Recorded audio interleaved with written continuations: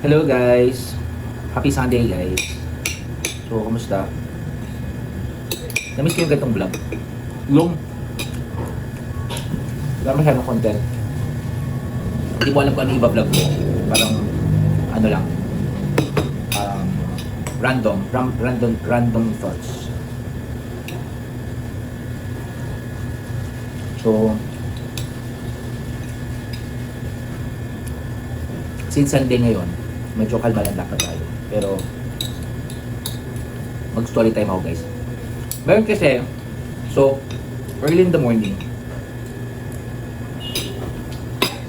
Hindi pala sila eh. Binawasan nila Kim. Ayan, nakita mo, wala nang bulaklak yan. Next week meron na naman yun. Yan, digaw niya. Hanggang umaaraw. Ay.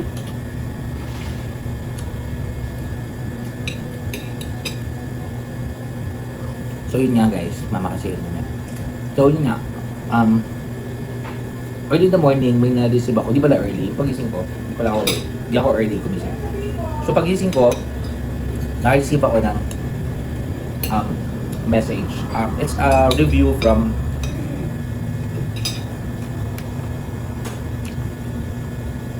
the people. Ayan na, bating na. Where's the people? Ayan na. Ayan na muna. Wow, sexy ng babae.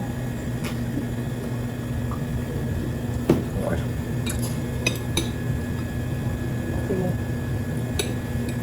Ayun.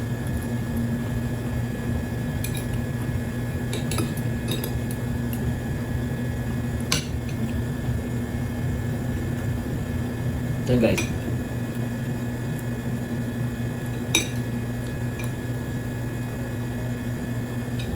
yun nga, early in the morning, guys, meron ako na-receive na from my staff na review from Google. So, kumain daw sila ng dinner. No.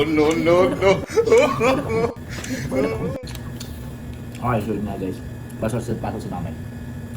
So, kanina early in the morning, merong nag-message sa akin from sa team ko na screenshot niya yung it's a review sa pagkain. Actually sa Archie's Events Place in general. So ang reklamo niya about sa pagkain. The food daw is particularly baka nakasubscribe kung sino man yung nag-review. Dito. So in order daw nila is chop suey, sisling sisig, caldereta. That's it. Yun nga ata. Chop suey, sisling sisig, beef caldereta. Yun na tayo yung mga order nila. Tapos, rice. Tapos ang complaint nila, hindi naman sila na hindi masarap. Pero ang sabi, malamig daw yung pagkain. Hindi na daw fresh. Okay, so malamig na yung pagkain, hindi na fresh. So hindi ko maintindihan kung ganun yung... Kasi ako, pag kunyari sa mga restaurant, pag ganun yung feeling ko, guys, ako I would suggest na you address the issue agad sa server para in case na kunyari may nagkaroon ng lapses kasi tao lang din naman yan, minsan human error or hindi ko kasi alam kung anong nangyari, pwedeng mapalitan yung food. Okay? So huwag kayong mahihiya. Huwag kayong mahihiyang mag-ask. Mas maganda yung masosolve natin agad yung problem. Or hindi nga actually problem yun eh. It's a minor thing na pwede natin ayusin. Rather than mag-run po kayo sa Google for what? Thus you will give business a surviving business with very low review because of hindi na fresh. I don't know kung ano po yung definition na hindi na fresh kasi wala naman akong food. Wala naman akong food na ginawa days before or yun, wala naman akong food na ginagawa ahead of time. And hindi naman namin alam kung ano yung orderin nyo, di ba? Hindi naman namin alam yung orderin nyo para lutuin na siya ahead of time. So, sa restaurant po, lahat yung ginagawa siya. Siguro may mga na-prep before, pero definitely lahat ng pagkain na siniserve po sa inyo ay bago. So hindi ko po mag-gets yung hindi na fresh. And also, ang sabi niya pa ay yung beef caldereta daw ay mas more on mechado. So definitely itong nag-complain na to ay cook or chef. I don't know kung ano po siya. But I hope na sobrang sarap na sarap talaga magluto. Easy. Hindi ko dapat papatulan to, kaya lang kasi parang nag-effort ka pa talaga na mag-review.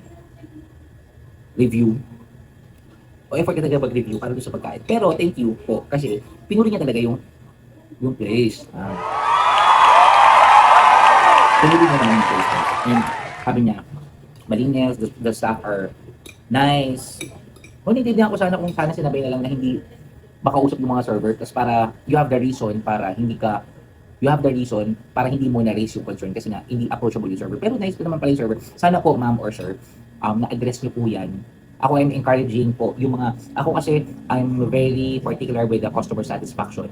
If na-address niyo po ito properly, kung nasabi niyo po ito during the time na nagda-dine in kayo, which nag-investigate po ako, sinabi po ng staff na tinanong pa nga daw po kayo kung how's the food, wala naman daw po kayong sinabi. Sana po na-address nyo po ito properly and I hope na sana yung comment nyo din doon or yung review nyo din doon ay may identification kayo para maayos po natin yan. I'm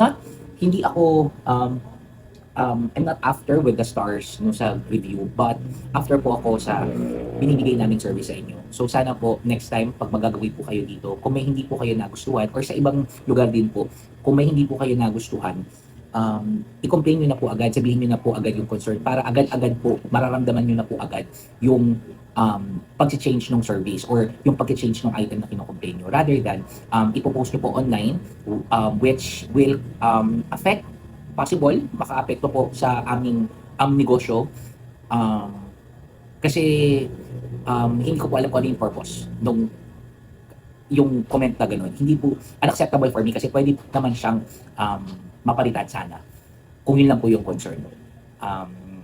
Mas ang tingin ko po kasi doon ay parang may hugot yung review. Kasi ako rin po, nagda-dine in din po ako sa mga different places din, different restaurant. Pag hindi po masarap, hindi ko na lang po babalikan. Pero hindi nga sinabi actually na hindi masarap eh. Kung hindi po ako natuwa doon sa food, hindi na lang po ako babalik. Pero hindi na po ako mag-iiwan ng reviews. Pero pag sa tingin ko po na gusto ko pang bumalik dito tapos gusto ko pang ma-experience ulit yung restaurant na to, ang gagawin ko po, tutulungan ko po yung restaurant na mas mag-improve, mas may gawing adjustment sa service nila kasi hindi naman po kami perfect. So kung sino man po yung nag-iwan po ng review, again maraming salamat po. Na-call out nyo po ang aking attention because of this kind of review sa pagkain. And mahirap po talaga i-please ang mga tao sa pagkain. Lalo na kung ikaw po ay nagluluto. So I suppose, nagluluto po rin po kayo. Kaya ganyan po kayo makapagsalita, makapag-review. And sana po, matikman ko rin po yung masarap yung pagkain. At sana po yung pasong-paso na po yung bibig ko pag kinain po yung pagkain.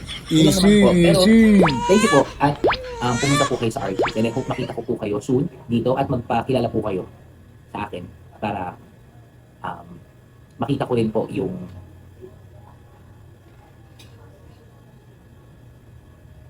itsura nyo. Kasi wala pong pangalan eh.